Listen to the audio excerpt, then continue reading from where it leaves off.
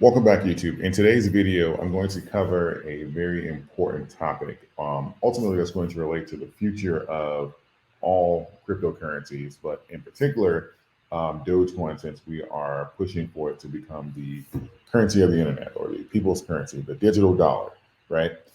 We got a report last July saying that the Fed was going to do an investigation into pretty much into cryptocurrencies, but I already knew that it was to pretty much do an investigation and report as far as for how probable it would be to do like a Fed coin or digital dollar, like literally a digital dollar of fiat, basically. Well, similar to fiat, but um, we're pretty much getting headwinds here that now that Powell is saying that what I suspected all along, which was a crypto is going to be a threat to pretty much the dollar's dominance, right?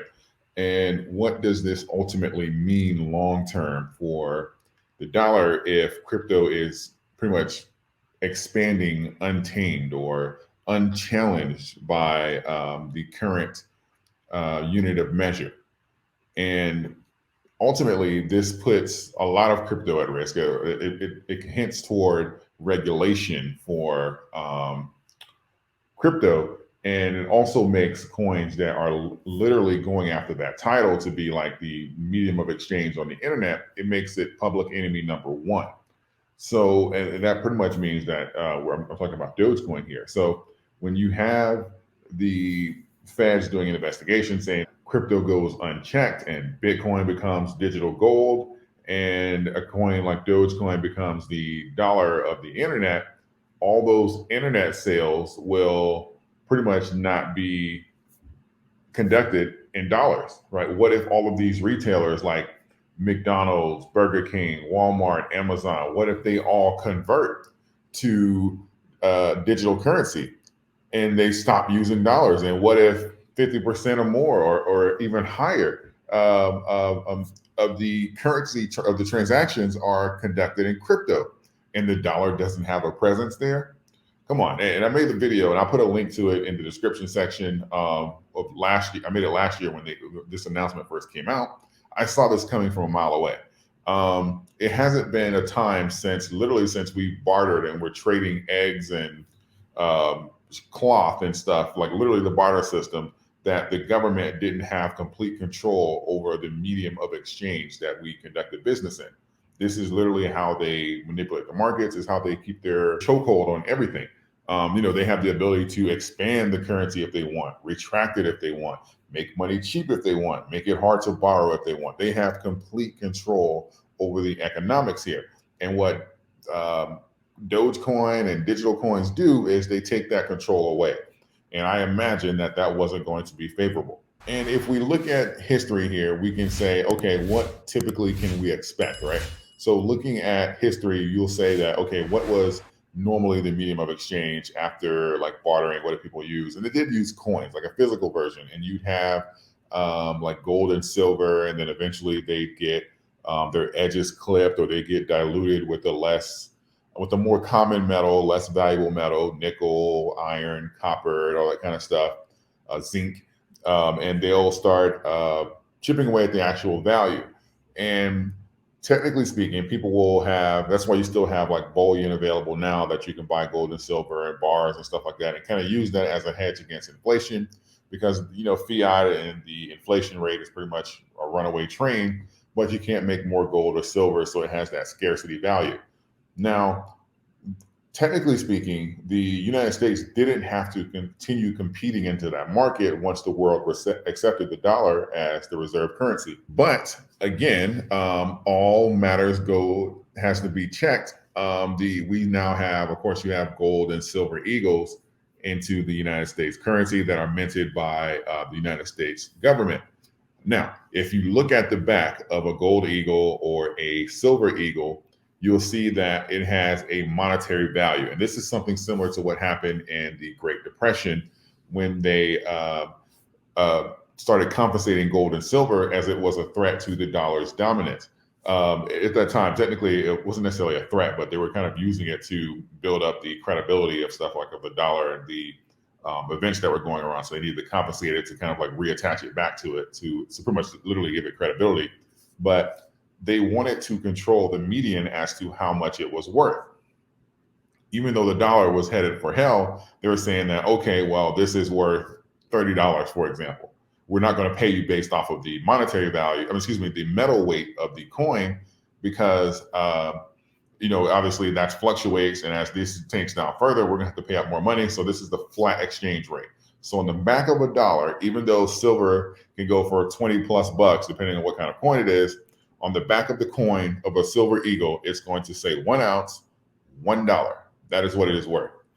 Gold, even though it can go for $2,000, depending on the coin, on the back of that, it's going to say 1 ounce, $50. That is what you are entitled to get. And this is the alarming part, that if we're not careful, this can kind of creep into the crypto space, is when you have these set rates, and they're saying that, oh, well, it's going to be similar to like a stable coin, and it's going to trace the movement of the fiat currency, but at the speed of digital currency and all this kind of crap. There has never been a situation where the currency that is controlled by the Fed has not been manipulated.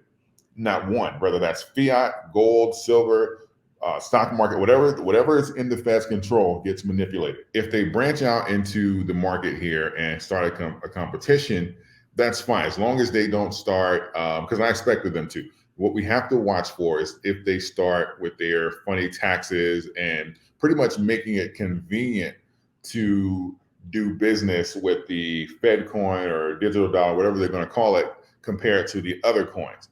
Because technically speaking, that's more so one of the tactics that they're going to use. They'll say that, oh, okay, well, the tax rate on the Fed coin or official coin is going to be done at this exchange rate. Or if you want to exchange into the Fed coin or whatever, it's going to be at this exchange rate compared to dollars to the Fed rate. They'll start offering these little incentives to make it simpler to do business here. And then, of course, institutions, they're not going to have a choice but to factor that in, because they're doing such large volume of transactions, and this is how they get their advantage. This is something that I've been watching for the last year. I've been paying attention to this since they've pretty much uttered the words that they were doing an investigation, and it's something that I wanted to make sure I followed up with, and we all need to be making sure we follow up with this, because we've seen this story before, we've seen this movie before, we know how this goes, and as far as for their really their ploy to maintain control over the currencies here. They were on gold and silver. They used and abused it. They attached it back and partially, and they used and abused it, made it a fiat currency, used and abused it. And then here they come into the crypto market to do the exact same thing. We have to be careful here. Otherwise, we're going to end up with a similar situation, which is why we have to make sure that the crypto market doesn't completely mirror the stock market. Otherwise, you're going to have a lot of the manipulation that we have going on in the stock market continue in the crypto market. So we have to pay attention to these things. As of right now, I suggest that we all keep an eye on this and see where exactly they're going. I believe that they said that they expect to either have something concrete, or if not even a coin launch, by 2025. I believe that is the projection. And we really have to just make sure that the math and everything is in the numbers. If they're coming in to compete, that's fine. Similar to what we do with gold, you have the United States silver eagles, gold eagles made by the mint, but you still have the option to do business in the other coins. You still have the option to purchase them. And technically the gold and silver eagles, they come at a higher premium, which is pretty much like the opposite. But we have to make sure that that something similar would take place in the digital market. But because digital market is not something like, people are not simply going to be buying and holding it as like a hedge, it's something people are going to be using every day as a transaction.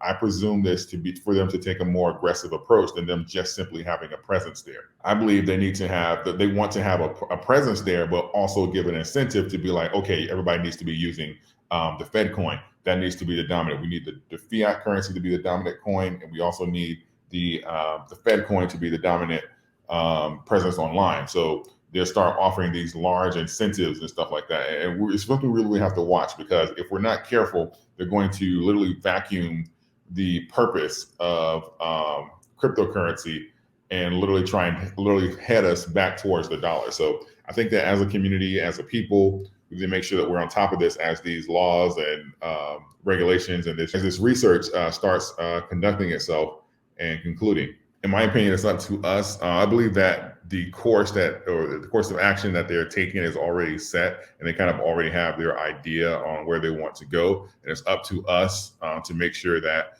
we remain vocal on these things. That's why I'm doing my part now, sharing my research and staying on top of this.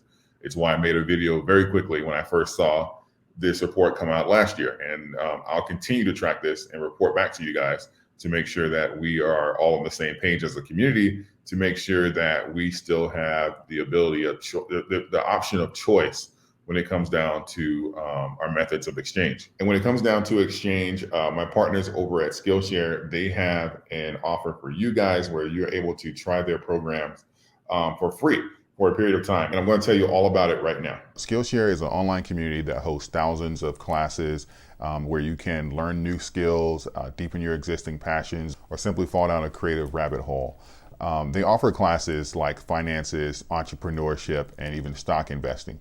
And that's one of the reasons I'm bringing it up to you, because I think that most of the community can find this actually useful. I'm actually starting with Productivity for Creators by Thomas Frank because it's more so about me starting to build and get more organized through my productivity because of the growth that I'm seeing here on YouTube and like my actual investments that I have outside of YouTube. So it's just more so laying the groundwork so that I'm not being pulled in so many directions. And as I try to expand my investments, because typically that's what takes up most of my time. And I know a lot of you guys get on me about not uploading every day, so that I'm working to increase my productivity so that I can be more present on YouTube and balance my outside investments. The best thing about Skillshare is it's curated specifically for learning. There's no ads, so you're not going to see a break or in any of the classes that you take that are specific to your interests. So it's pretty much just going to be go from start to finish. Now, I wanted to provide exceptional value for you all. So the first 1,000 people that click the link in my bio, you actually get a free month of Skillshare to try out. And again, they have classes on just about everything. I know most of the people that watch my channel are geared toward finances, so you can certainly take classes on stock investing, finances, entrepreneurship, web development.